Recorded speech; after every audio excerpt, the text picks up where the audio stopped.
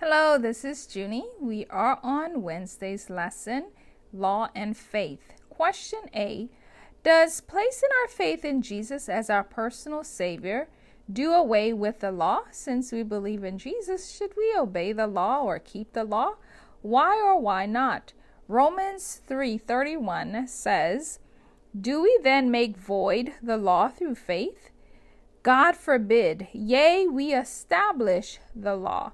So God forbid, meaning that we do need to keep the law. It is not done away with. That law that was done away with was a ceremonial law, and that law was against us, and it required the blood, and that blood, Jesus's blood covered. So we no longer need to do those ceremonial laws because of Jesus. And question B, what blessing is pronounced upon commandment keepers? And Revelation 22 verse 14 says, "Blessed are they that do his commandments, that they may have right to the tree of life and may enter in through the gates into the city." So two things that I find here is that we are blessed. And from that blessing, how are we blessed? How are we blessed?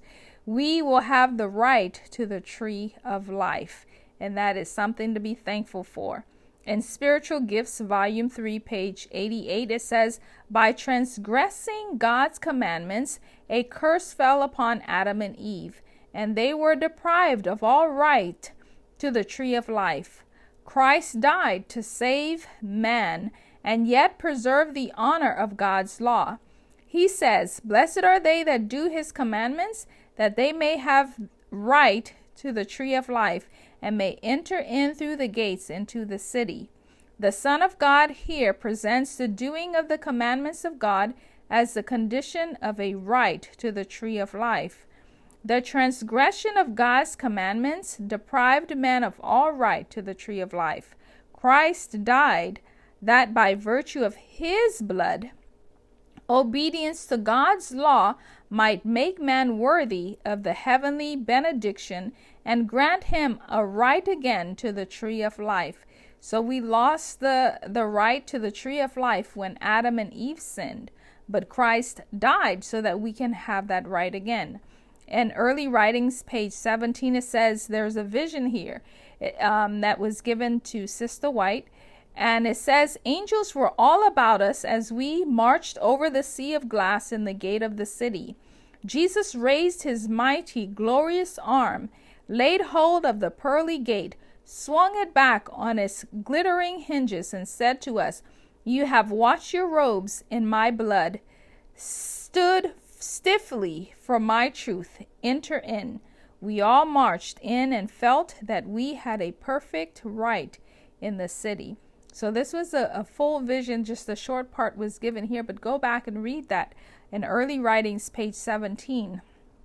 It's such a beautiful vision. And I even heard